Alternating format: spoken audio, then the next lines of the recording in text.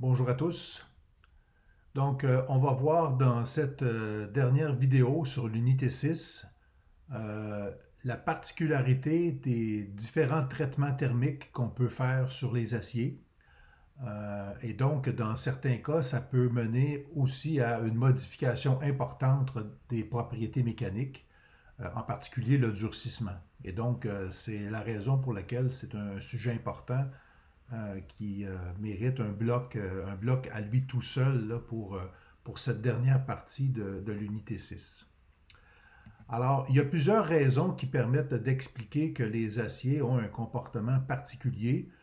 Une de ces raisons, c'est le fait que vous le savez, le comportement du fer, donc comme élément métallique, on observe à différentes températures des transformations allotropiques, c'est-à-dire des transformations où le fer change sa structure cristalline à différentes températures. Et en particulier, vous savez qu'il y a une transformation où on a du fer alpha qui a une structure cubique centrée qui se transforme en fer gamma autour de 910 degrés. Donc, c'est la température de transformation allotropique de la phase alpha à la phase gamma. Donc, la phase gamma est cubique à face centrée, la phase alpha est cubique centrée. Donc, on a différentes structures cristallines. Et pour les métaux qui montrent ce type de transformation allotropique, ben, on a différentes transformations intéressantes qui se produisent lorsqu'on les allie avec d'autres éléments. Et dans le cas des aciers, bien évidemment, le principal élément d'alliage, là, outre le fer, bien sûr, c'est le carbone. Alors ici, ce qu'on montre, c'est un diagramme d'équilibre qui montre le coin qui est riche en fer.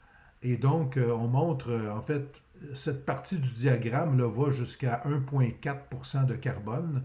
Donc, c'est relativement faible. Mais la très, très grande majorité des aciers qu'on utilise en ingénierie ont des teneurs en carbone inférieures à 0,8%. Il y a quelques rares aciers là, où on a des teneurs qui vont jusqu'à 1%, mais le domaine qui définit les aciers, c'est ce qu'on retrouve ici. Ce qu'on voit sur la partie du haut du diagramme, ce n'est pas une phase liquide. En fait, la phase liquide de l'acier serait à beaucoup plus haute température sur le diagramme d'équilibre. Ici, on s'intéresse seulement aux modifications qu'on peut apporter à l'acier en phase solide. Donc, à travers des traitements thermiques, là, c'est seulement les phases solides qui nous intéressent dans cette portion du chapitre. Alors ici, on voit que dans la partie du haut du diagramme, on a une zone monophasée qui est la phase gamma. Alors dans le cas des aciers, on donne des noms à ces phases. Donc la phase gamma, on l'appelle l'austénite. Et on voit que la phase alpha qui est ici, donc qui est une petite section là, du diagramme, c'est aussi une région monophasée du diagramme d'équilibre. La phase alpha qu'on appelle la ferrite. Sur ce diagramme, on voit qu'il y a ici ce qu'on appelle une réaction eutectoïde. Donc, ça ressemble un peu à une réaction eutectique, sauf que dans ce cas-ci, c'est qu'il y a que des phases solides qui sont impliquées.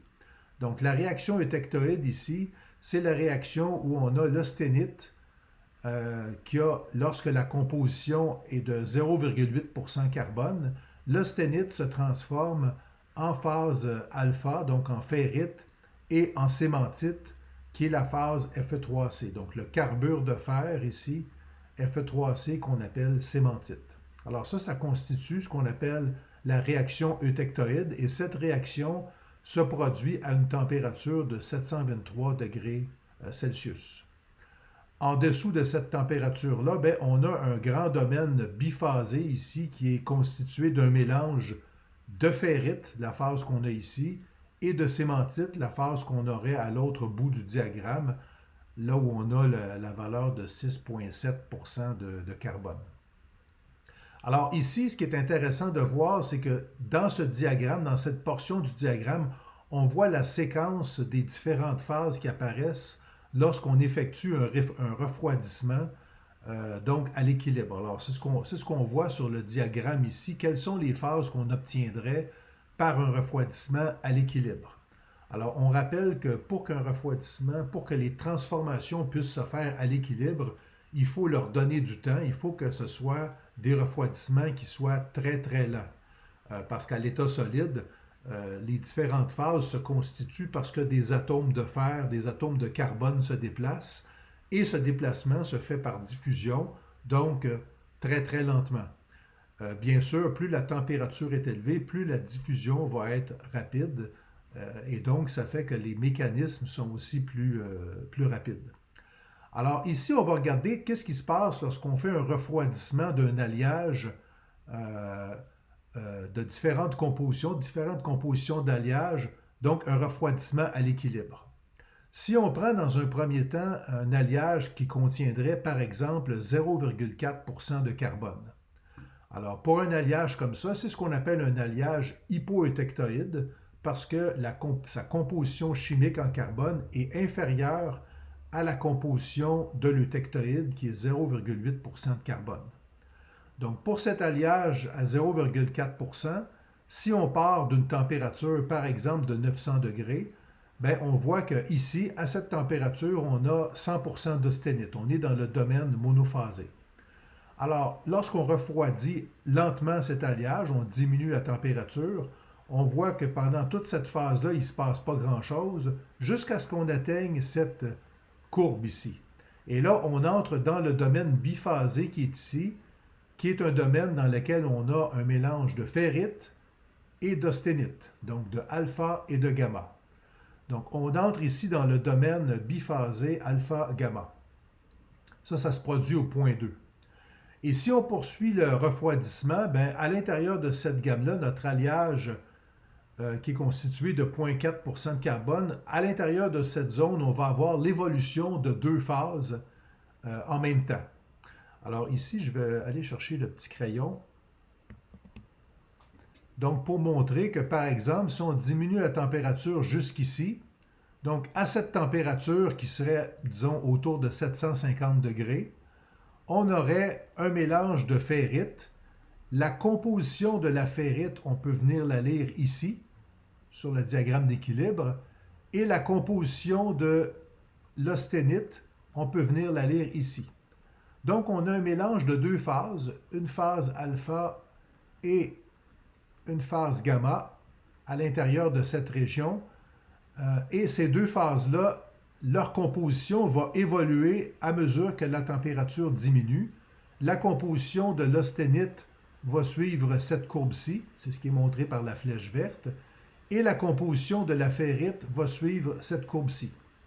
Donc la ferrite contient très peu de carbone, c'est presque du fer pur, et l'austenite, on voit que initialement, l'austenite qui a une teneur de 0,4% de carbone, bien, à mesure qu'on a un refroidissement, on voit qu'on a une diminution, on voit une augmentation dans l'austenite de la concentration en carbone. Donc, par exemple, à 750 degrés, on a deux phases et la phase austenite aurait une composition à peu près de 0,65, donc 0,65% de carbone.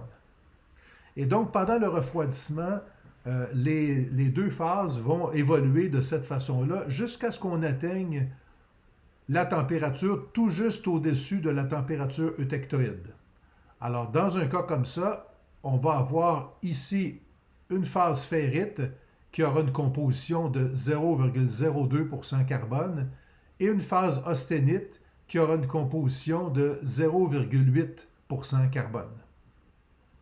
Alors, si on pouvait voir la microstructure à ce moment-ci, on verrait, donc à la température de 723 degrés, on verrait à l'intérieur du matériau de l'austenite et de la ferrite qui ont des compositions différentes en carbone.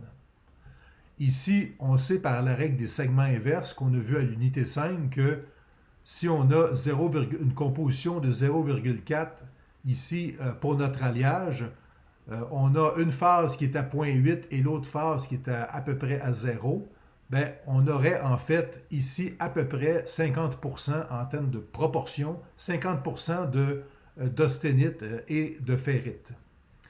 Alors, à ce moment-là, on est à 723 degrés Celsius, donc disons juste un degré au-dessus, disons 724.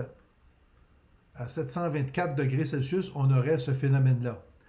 Qu'est-ce qui se passe lorsqu'on va 1 degré en dessous de la température eutectoïde ici?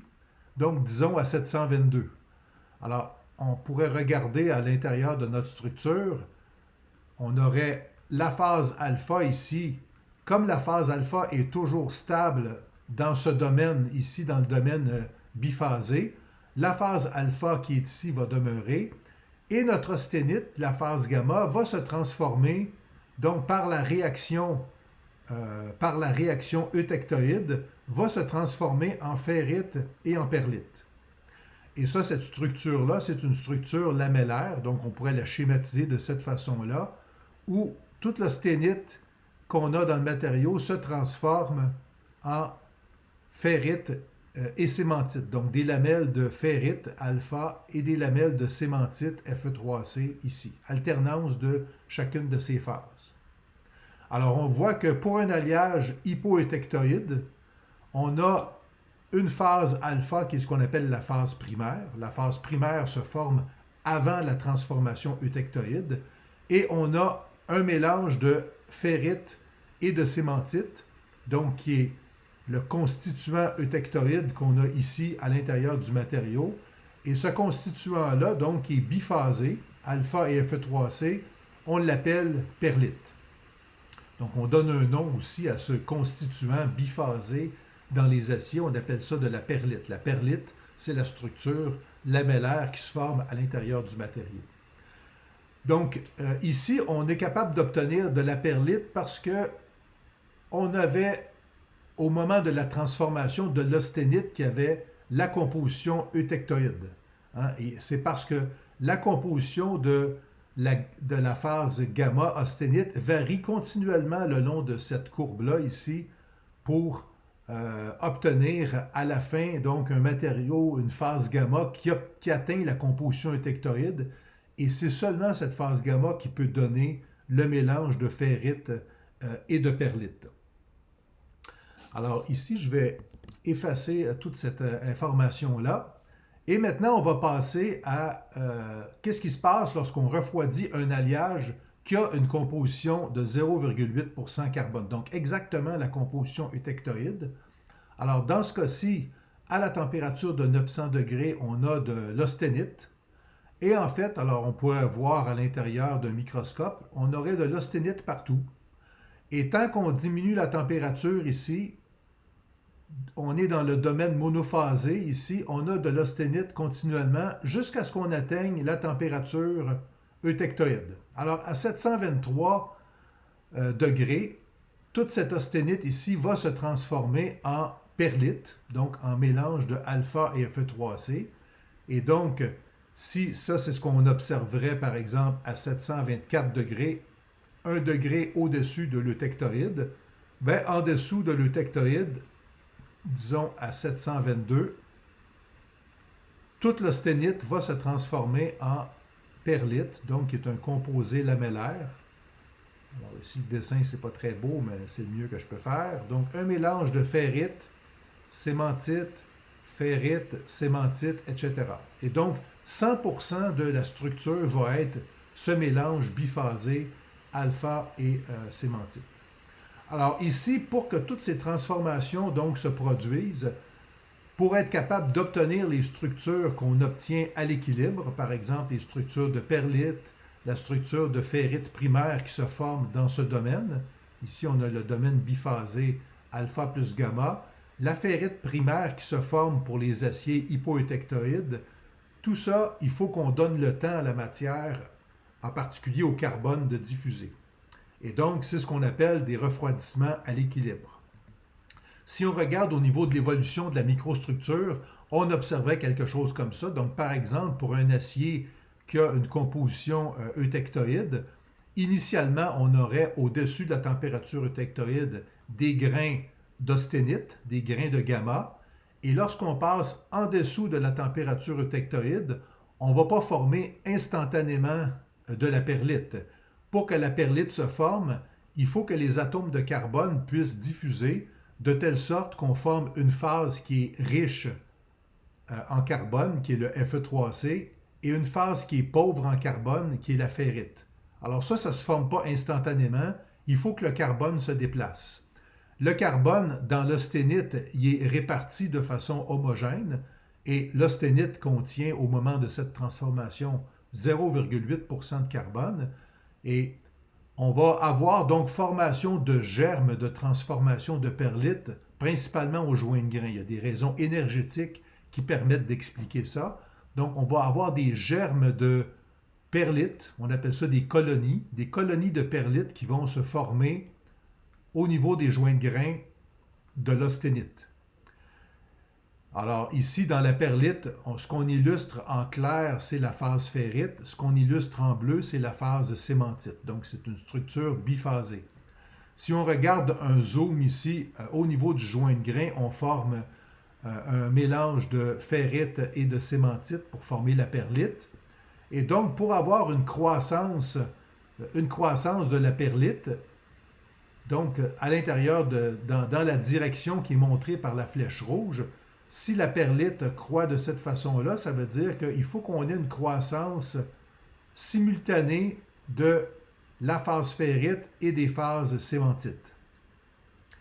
Comme la phase ferrite est pauvre en carbone, ce que ça veut dire, c'est que pendant le processus de croissance de la perlite, on doit avoir une diffusion des atomes de carbone. Donc les atomes de carbone vont quitter l'austénite qui se trouve devant ici, vont quitter cette zone-là pour aller vers la phase cémentite qui, elle, est plus riche en carbone. Donc les atomes de carbone vont se déplacer comme ça ici. Même chose de l'autre côté, les atomes de carbone vont se déplacer dans cette direction pour venir enrichir cette zone-là qui va permettre de former éventuellement de la cémentite qui va croître dans cette direction. Comme ici, les atomes de carbone quittent cette région pour aller de chaque côté, on va appauvrir en carbone la zone qui est montrée ici, et ce qui va permettre de faire croître la zone de ferrite qui, elle, est plus pauvre en carbone. Et donc, on va avoir une croissance de cette perlite, de cette colonie de perlite à partir d'un joint de grain ici. Et éventuellement, toutes ces colonies vont croître dans ces directions-là, dans cette direction-là, et dans cette direction-là, par exemple, pour avoir, dans le cas d'un acier eutectoïde, pour remplir complètement le grain d'austénite. À la fin, il n'y aura plus d'austénite, il va y avoir que de la perlite partout. Alors ça, pour que ça se produise, ce phénomène se produise, il faut qu'on donne le temps au carbone de diffuser. Donc c'est un traitement, un processus qui est relativement lent. Et donc, ce qui est intéressant, c'est de suivre la cinétique de ce processus. Quand c'est un processus auquel on donne du temps, on a ce qu'on appelle un refroidissement à l'équilibre. Quand le refroidissement est plus rapide, alors à ce moment-là, on obtient des structures qui sont différentes, on a un peu moins de temps pour le refroidissement. C'est ce qu'on illustre sur le diagramme qui est ici. Donc, dans le diagramme qui est ici, on montre la distinction entre ce qu'on appelle un recuit complet. En anglais, le terme recuit pour les aciers, ça fait référence à ce qu'on appelle annealing. Donc, c'est un traitement qui permet d'obtenir un refroidissement à l'équilibre du matériau. Donc, pour avoir la structure d'équilibre, ce qu'on va faire, en fait, c'est de refroidir le matériau lentement à partir de l'état austénitique. Donc, la zone qui est montrée ici en rouge, ça correspond à la zone de la température avec laquelle on doit chauffer le matériau initialement. Donc, évidemment, plus la teneur en carbone est élevée, plus la température initiale pour un acier, par exemple pour un acier à 0,4% de carbone, on aurait une température d'austénitisation, donc une température de départ qui serait autour de 850 degrés Celsius, alors que pour un acier eutectoïde, on aurait une température d'austénitisation qui serait plus basse, autour de 750. Okay? Donc, température significativement plus basse. Et donc, à partir de cet état-là, on laisse le matériau pendant une certaine durée de temps, donc par exemple 1 heure, 2 heures, dépendant de la taille de la pièce. Et par la suite, dans un recuit complet, ce qu'on va faire, c'est qu'on va tout simplement éteindre le four et on laisse la pièce refroidir au four. Donc, dans un refroidissement au four, c'est un refroidissement qui est très très lent et en fait, ça s'apparente à un refroidissement à l'équilibre. Alors, dans un cas comme ça, ce qu'on va obtenir, c'est dépendant si on a un acier hypoétectoïde, par exemple, on va obtenir une phase ferrite primaire, donc alpha primaire, et on va obtenir une certaine proportion de perlite, donc un mélange de ferrite et de cémentite qui va se former par la transformation de l'austénite à l'intérieur de cette zone biphasée. Dans le cas d'un alliage de composition eutectoïde, ben, on va obtenir de la perlite qui va se former. Maintenant, on peut avoir ce qu'on appelle un recuit de normalisation. Alors, un recuit de normalisation, le processus est à peu près le même. La différence importante, c'est que on sort la pièce du four après avoir fait l'austénitisation. Donc, c'est un refroidissement à l'air, c'est un refroidissement qui est un peu plus rapide. Alors, si le refroidissement est plus rapide, ça veut dire qu'on donne moins de temps au carbone pour diffuser.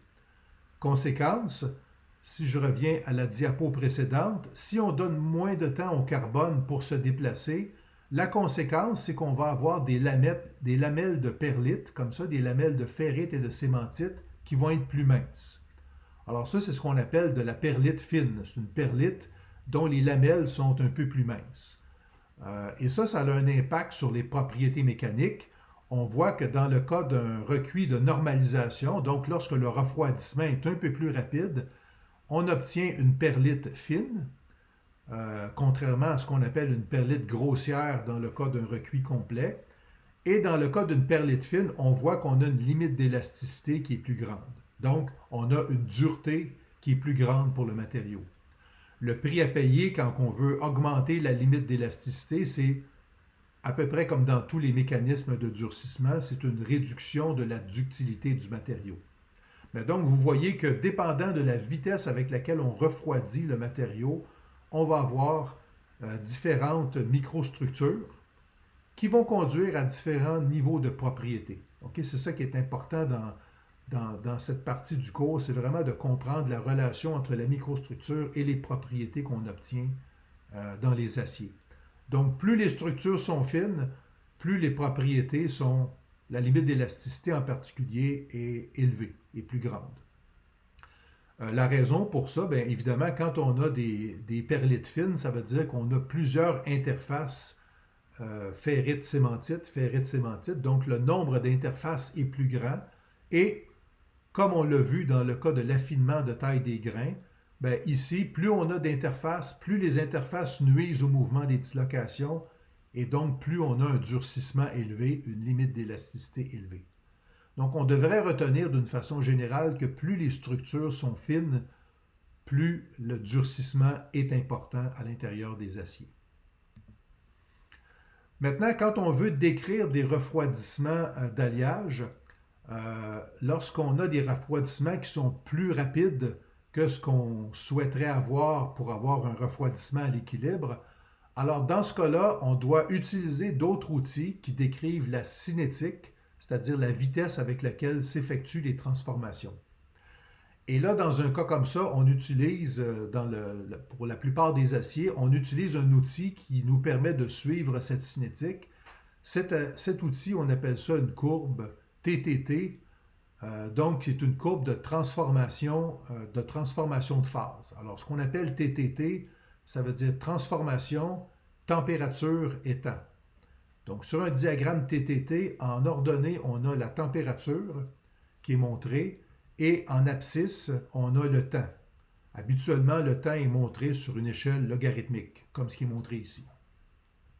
Donc ici, ce qui nous intéresse, c'est de suivre la transformation d'un acier lorsqu'on diminue sa température, donc en fonction du temps. Donc on s'intéresse à voir de quelle façon vont se transformer les différentes phases et quel genre de propriétés on va obtenir à la fin. Alors, le diagramme qu'on montre ici, c'est le diagramme typique. Alors, on aura des diagrammes différents pour chaque famille d'acier, pour chaque type d'acier. Le diagramme qu'on montre ici, c'est celui qui correspond à un acier eutectoïde, c'est-à-dire un acier qui contient 0,8% de carbone. Donc, pour cet acier-là, On a vu donc que la température, en fait, la température eutectoïde, c'est la température qui était montrée sur le diagramme d'équilibre précédent qu'on a vu pour l'acier. On se rappelle que cette température, c'est 723. Donc, au-dessus de 723 degrés, c'est l'austénite qui est stable. Ici, le A représente la phase austénite. Donc, c'est l'austénite qui est stable à haute température. Et ici, si par exemple on est à 750, 800 degrés, qu'on attende 1 heure, 100 heures ou 10 000 heures, on va conserver toujours de l'austénite parce qu'on est dans le domaine austénitique et il n'y aura pas de transformation. Là où il commence à avoir des transformations, c'est lorsqu'on passe en dessous de la température eutectoïde. Alors ici, ce qu'on s'intéresse quand on regarde un diagramme TTT, c'est de quelle façon va se transformer l'austénite. Alors, si on va à une température qui est en dessous de l'austénite, on voit qu'il y a toute une gamme de températures ici, donc disons à peu près entre 200, 250 et 723. On voit qu'il y a toute une zone où l'austénite peut exister pendant un certain temps. Alors ici, devant cette courbe rouge, ici, tout ce qui est à gauche, c'est de l'austénite, mais c'est de l'austénite qui est instable. Elle est instable parce qu'on est maintenant en dessous de la température eutectoïde. Sur le diagramme d'équilibre, quand on voit bien qu'en dessous de 723, il n'y a plus d'austénite qui est stable. Donc, ça veut dire que l'austénite veut se transformer. Et donc, ça prend un certain temps avant que débute la transformation. Alors, la courbe qui est montrée en rouge ici, ça nous montre la courbe de début de transformation. Sous-entendu, début de transformation de l'austénite. La courbe qui est montrée en vert, c'est la courbe de fin de transformation de l'austénite. Alors, dépendant de la température où va s'effectuer la transformation, on aura différentes phases qui vont se former. Par exemple, si on regarde à 600 degrés, donc imaginons qu'on ait ici de l'austénite à haute température, on fait un traitement d'austénitisation, disons à 790 degrés, on est ici. Et à 790 degrés, on prend notre pièce dans le four et on trempe rapidement jusqu'à 600 degrés. Donc, on refroidit instantanément. Une trempe, ça veut dire un refroidissement rapide, instantané, jusqu'à 600 degrés. Alors là, si on maintient la pièce à 600 degrés, pendant un certain temps, qui est de l'ordre de 1 seconde, ici, donc ici, l'échelle de temps, c'est des secondes. Donc, pendant 1 seconde, l'austénite va être instable. Mais à partir du moment où on atteint, donc le temps s'écoule, et à partir du moment où on atteint la courbe en rouge, ici ça correspondrait par exemple, disons à 1 seconde et demie, là l'austénite va commencer à se transformer. Et l'austénite se transforme donc à mesure que le temps s'écoule ici, et la transformation est terminée en un peu moins de 10 secondes ici, donc on voit que le point qui est ici sur la courbe verte, la transformation est terminée. Et ce qu'on va avoir produit, c'est de la perlite, donc qui est le résultat de la transformation de l'austénite. On vient de former de la perlite, la structure lamellaire. La courbe qui est montrée ici en bleu, en pointillé, ça, on n'observe pas toujours cette courbe-là sur les diagrammes TTT, mais dans certains cas, on le montre. Ça correspond au temps où on a 50% de l'austénite qui est transformée. Donc ici, la transformation commence. Ici, on a la moitié de l'austénite qui est transformée. Ici, toute l'austénite est transformée.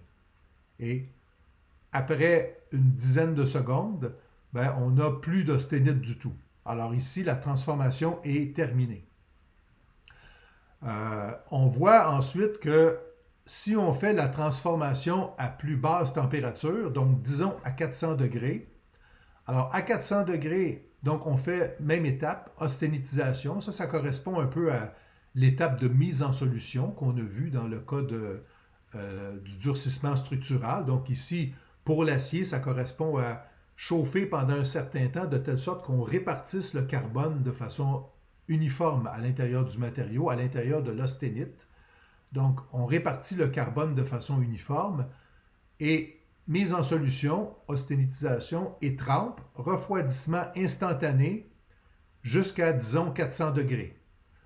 Et là, à 400 degrés, on maintient pendant un certain temps. Donc, à 400 degrés, donc après une seconde, on voit qu'on est encore en austénite, qui est instable.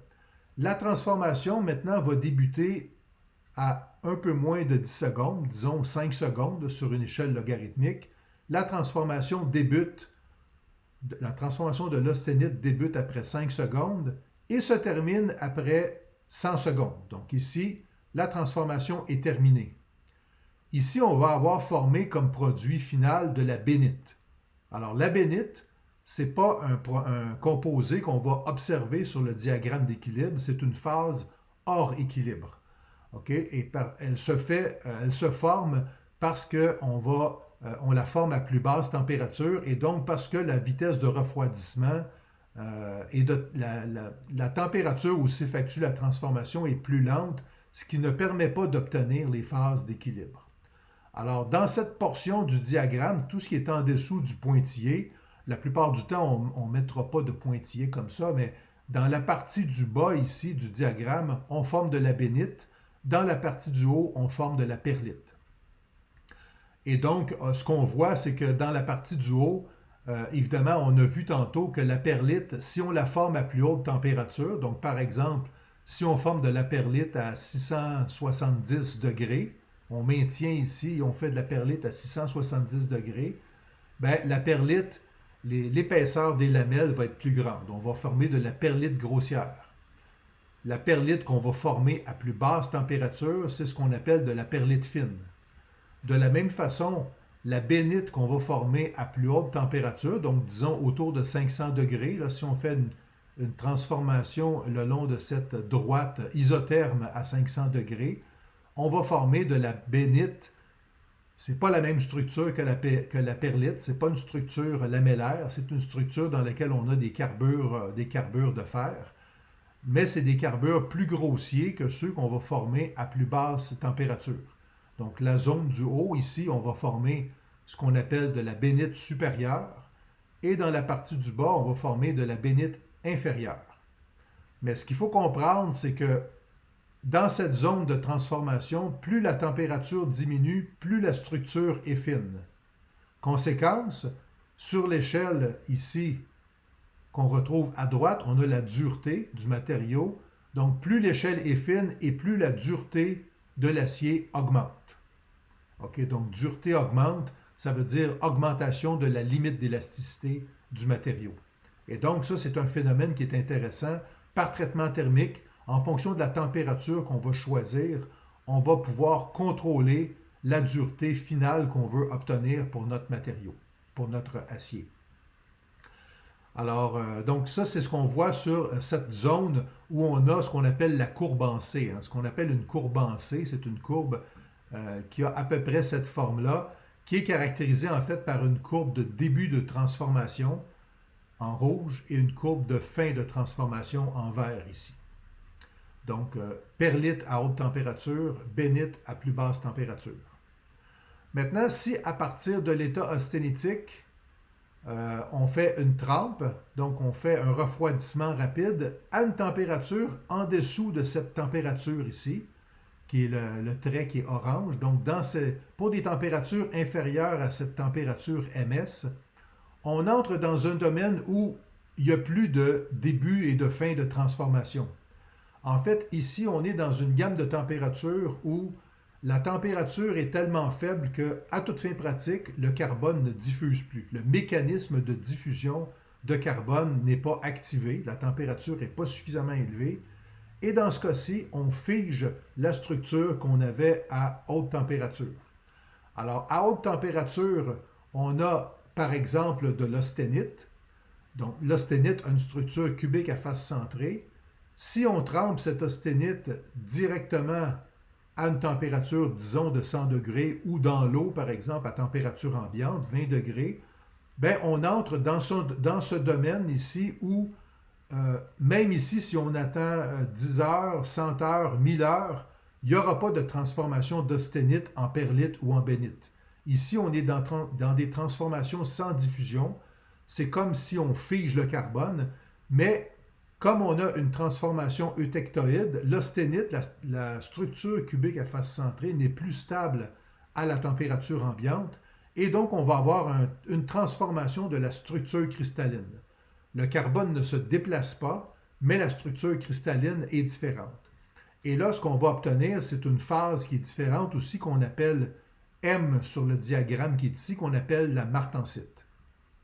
Donc la martensite, c'est aussi une phase hors équilibre, c'est une phase qu'on ne voit pas sur le diagramme d'équilibre, et c'est une phase qui se produit suite à une transformation sans diffusion à l'intérieur du matériau. Alors ici, on définit cette température où débute la transformation martensitique par la température MS. S, c'est pour martensite start, donc début de transformation martensitique. Et on a dans certains diagrammes la température MF pour martensite finish, donc la fin de la transformation martensitique. Ici, on donne des températures M50, M90. M50, ça veut dire si on fait une trempe jusqu'à la température M50, qui est à peu près ici de 170 degrés Celsius, ben on a 50% de l'austénite qui est transformée en martensite. Ça veut dire qu'il nous reste 50% d'austénite. Et si on maintient cette température de 170 degrés pendant un temps très long, ben on va conserver de l'austénite et de la martensite. On va conserver cette proportion entre les deux phases. Pour transformer l'austénite, ce qui reste d'austénite, il faut absolument aller à des températures plus basses, en dessous de M90. Ici, ça veut dire que 90% de l'austénite est transformée, et éventuellement MF, là, qui serait une température un peu plus basse. Dans certains cas, il y a des aciers pour lesquels, quand on fait une trempe à l'eau, disons jusqu'à la température ambiante, il peut arriver que la température ambiante soit au-dessus de la température MF.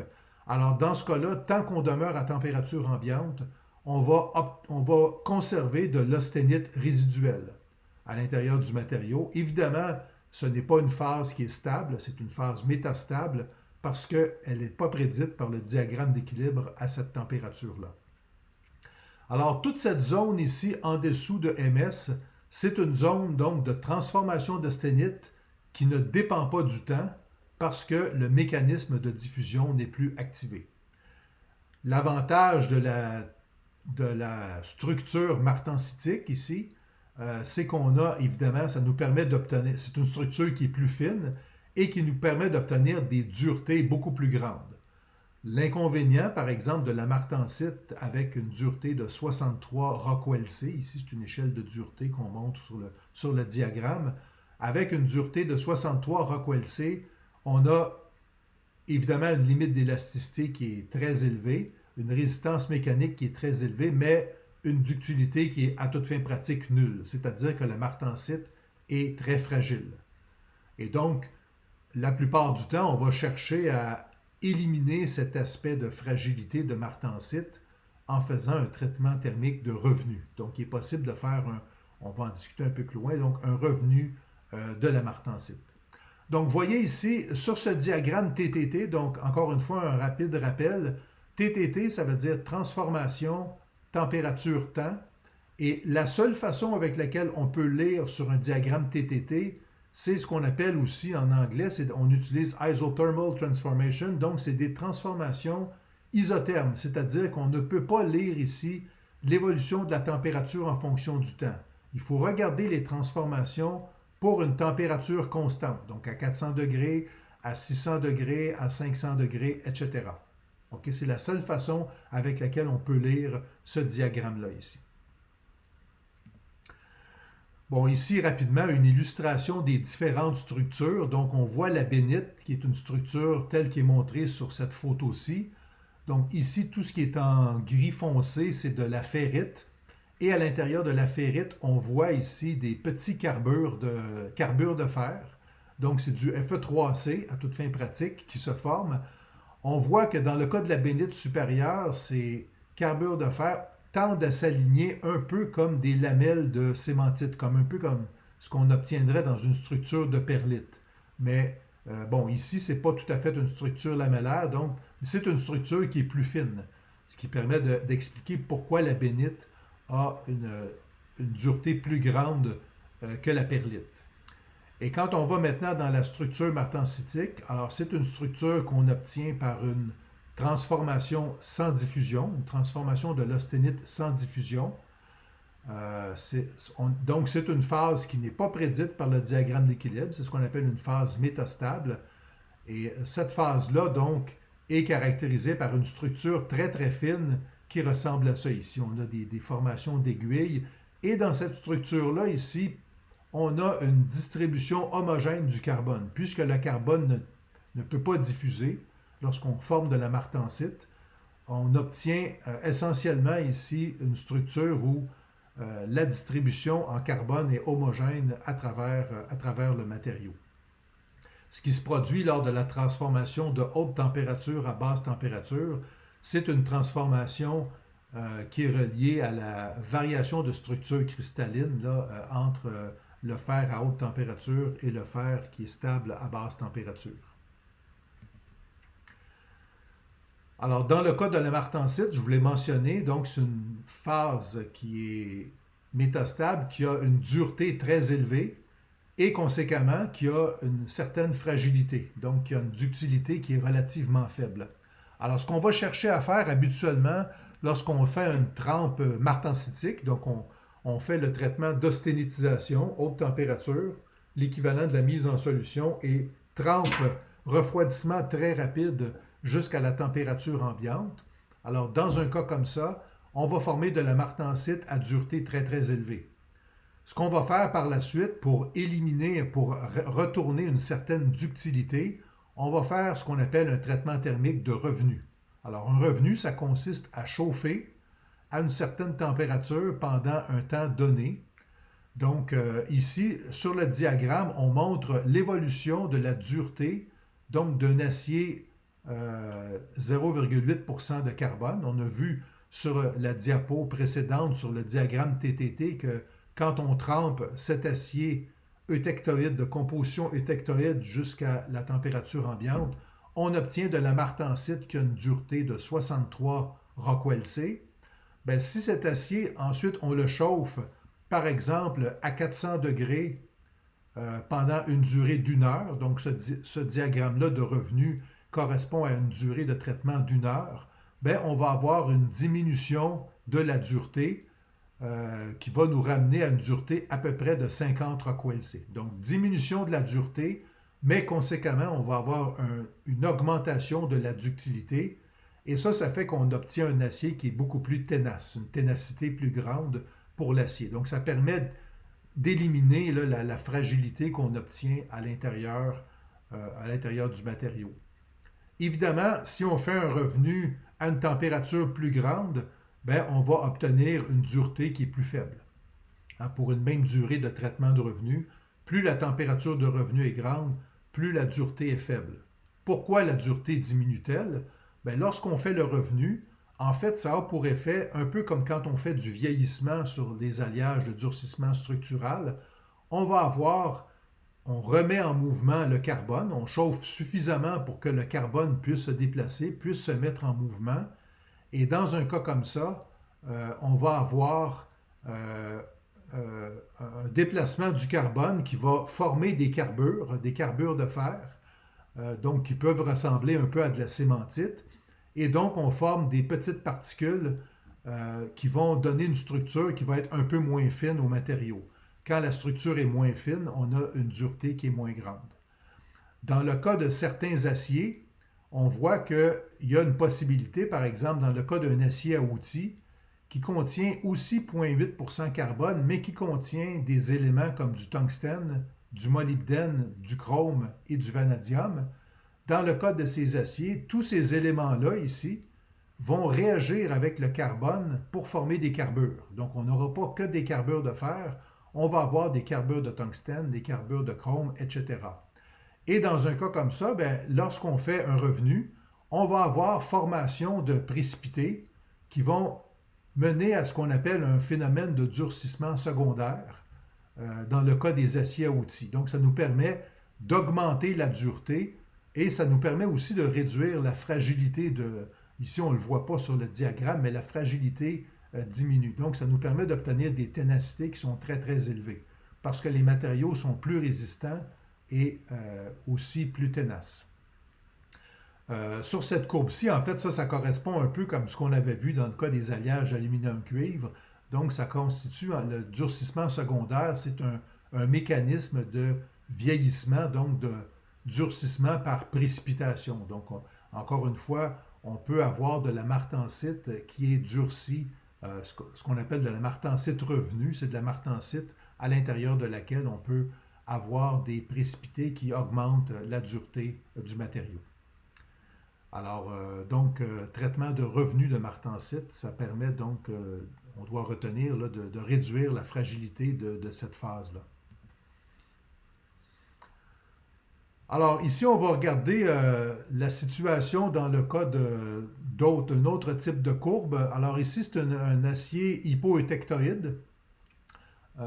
Donc, c'est un acier dont la composition en carbone est inférieure à 0,8% de carbone. Alors, ce qu'on voit sur ce diagramme-là, donc, c'est une température eutectoïde qui est ici, donc montrée en pointillé, qui est la température A1. Au-dessus de cette température, on a de l'austénite qui est stable. En fait, on a une autre température ici. On voit qu'il faudrait tracer une autre droite ici qui serait la température où on entre à l'intérieur de la phase, de la zone biphasée alpha et gamma. Donc, au-dessus de tout ça, c'est l'austénite qui est stable. Et en dessous, ben, on a une zone où l'austénite est instable et où l'austénite se transforme. La particularité de cette courbe-là, c'est qu'on voit ici que la zone de transformation perlitique, donc on a des courbes en C distinctes pour la transformation perlitique et la transformation bénétique ici, à plus basse température. Donc, début de transformation ici, fin de transformation, la courbe en vert. La courbe en bleu, encore une fois, indique 50% de transformation du matériau. De la même façon, ici, on voit la courbe, la température MS, début de transformation martensitique, et on voit que dans le cas de cet acier, le début de transformation martensitique est une température plus élevée que dans le cas de l'acier eutectoïde qu'on a vu précédemment. Okay, donc, la composition de l'alliage, la composition de l'acier va changer ces différentes températures de transformation. Donc, ça change aussi l'allure, si on veut, la forme du diagramme TTT. Le fait qu'on ait un acier qui est hypoeutectoïde, ça permet de comprendre aussi pourquoi, à haute température, on a une zone telle qu'elle est montrée ici, c'est-à-dire que la première courbe rouge ici, c'est lorsque l'austénite se transforme en ferrite. Donc, c'est la formation de ferrite primaire ici. Donc, on a une zone où l'austénite se transforme d'abord en ferrite primaire. Ça, évidemment, ce n'est possible que pour un acier hypoeutectoïde. Dans le cas d'un acier eutectoïde, sur la courbe la courbe TTT qu'on a vue précédemment, on n'avait pas cette zone-là, puisqu'on forme en même temps de la ferrite et de la cémentite pour un acier qui a une composition 0,8% de carbone. Alors ici, une façon de deviner qu'il s'agit d'un acier hypoeutectoïde, c'est qu'on a une zone ici de formation de ferrite primaire. La deuxième courbe rouge ici, ça montre le début de transformation de l'austénite. Alors la ferrite primaire qu'on a formée ici, elle va demeurer puisqu'elle est stable à cette température, mais l'austénite qui reste ici va se transformer ensuite en perlite. De telle sorte que lorsqu'on aura atteint la fin de la transformation ici, on ait un mélange de ferrite, sous-entendu ferrite primaire, et de perlite. Donc par exemple, si on fait mise en solution, disons, à 750 degrés Celsius, trempe jusqu'à 650 degrés et maintient à cette température. Donc, on maintient à cette température. Là, on va avoir début de transformation lorsqu'on va atteindre ce point-là ici, à peu près à 200-300 secondes, par exemple. On va débuter la transformation. Donc, notre austénite va se transformer d'abord en ferrite primaire. Et pendant un certain temps, on va avoir cette transformation, donc on va augmenter la quantité de ferrite primaire. on ne va pas tout transformer l'osténite, il va demeurer de l'osténite à transformer. Et lorsqu'on atteint cette deuxième courbe-là, ben, l'osténite qui reste va se transformer en perlite. Donc, début de transformation perlitique après à peu près 3000 secondes et fin de la transformation, donc toujours à 650 degrés, fin de la transformation à peu près au-dessus de 10 000 secondes. Donc, ça, plusieurs minutes, ça pourrait prendre des heures typiquement, dépendant des températures. Donc, vous voyez un peu la séquence ici de transformation de la ferrite pour donner de la ferrite primaire et de la perlite. Et de la même façon, si on effectue une transformation à 650, bien, on peut aller lire sur l'échelle de droite la dureté qu'on obtiendrait suite à cette transformation. Et on voit encore une fois que plus les transformations sont faites à basse température, plus la dureté augmente ici à l'intérieur du matériau et on aurait le même genre de réflexion ici pour un alliage où on a la transformation bénitique et la transformation martensitique. C'est le même processus qu'on a défini précédemment. D'accord. Alors ici, on peut faire un petit exercice. On peut regarder qu'est-ce qui se produit, qu'est-ce qu'on va obtenir comme produit si on effectue des traitements thermiques isothermes montrés par les trois courbes qui sont montrées ici, les courbes 1, 2 et 3 dans des couleurs différentes. Si on montre la séquence de refroidissement dans chacun des cas.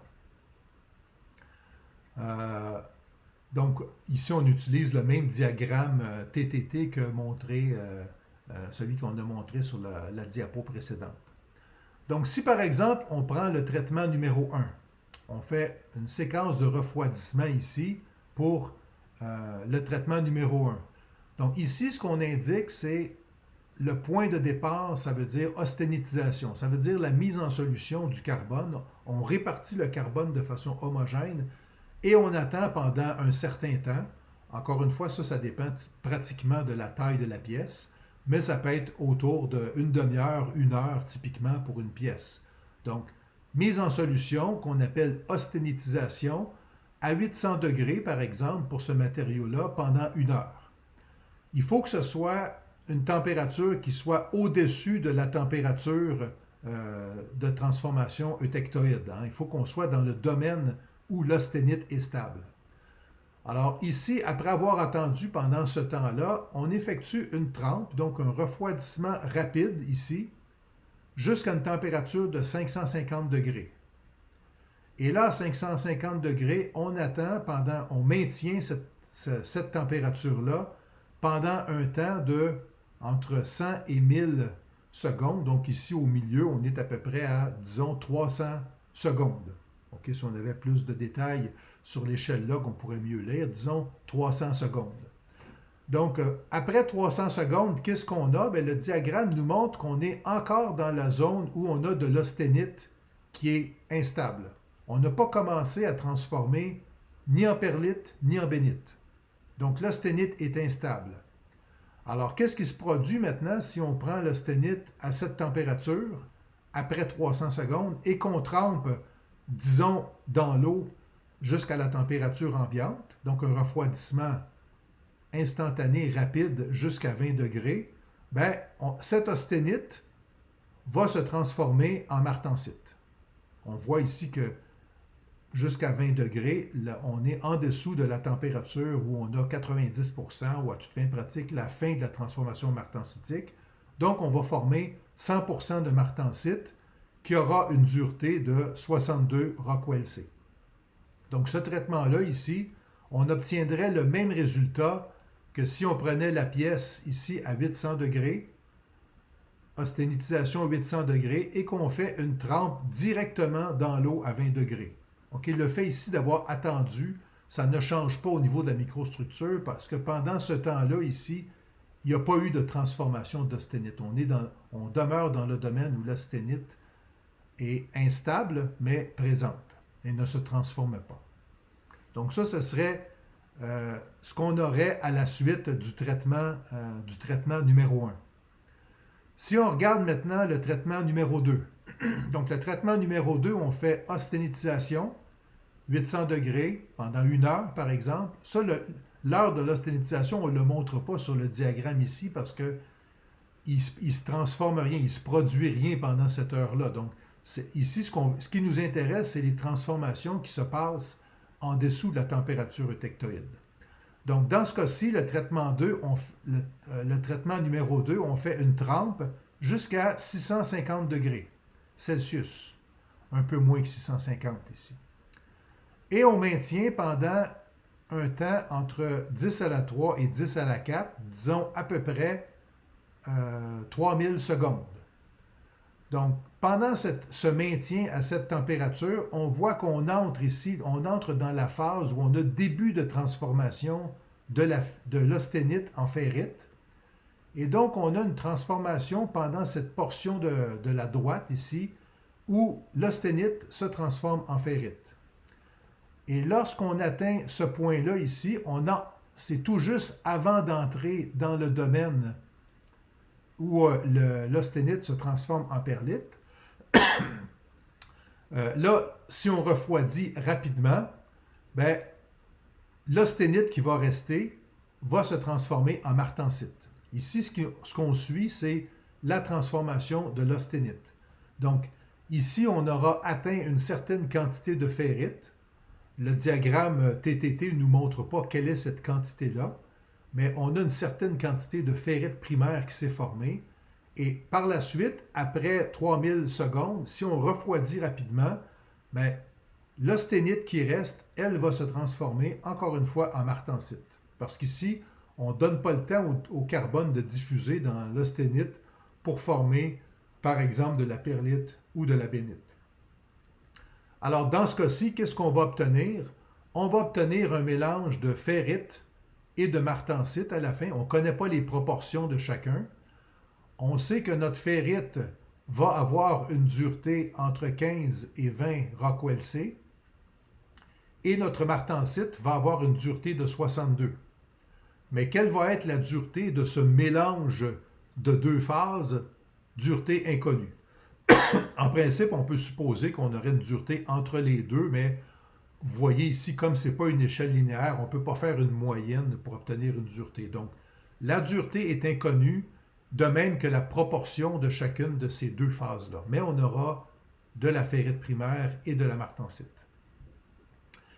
Si maintenant on fait le traitement thermique numéro 3, donc mise en solution ou austénitisation à 800 degrés, trempe, refroidissement rapide, disons jusqu'à 350 degrés, maintien pendant un certain temps à cette température et ensuite refroidissement rapide. Donc ici, on voit qu'à 300 degrés, l'austénite ici est instable et commence à se transformer lorsqu'on atteint ce point. Début de transformation à entre 10 et 100 secondes. Donc, disons à peu près à 30 secondes, l'austénite commence à se transformer. Ici, l'austénite se transforme directement en bénite. Ici, on n'aura pas de ferrite primaire. La ferrite primaire ne peut que se former à haute température. Pourquoi elle ne se forme pas à basse température? Bien parce que la température étant plus basse, la diffusion du carbone est plus difficile. On comprend que le carbone diffuse moins facilement. Et donc, ici, on va avoir directement formation de bénite à cette température-là. Donc, début de transformation bénitique. À ce temps-ci, on aura à peu près 50% de l'austénite qui est transformée en bénite. Et lorsqu'on va atteindre la courbe ici de fin de transformation, là, toute l'austénite est transformée en bénite.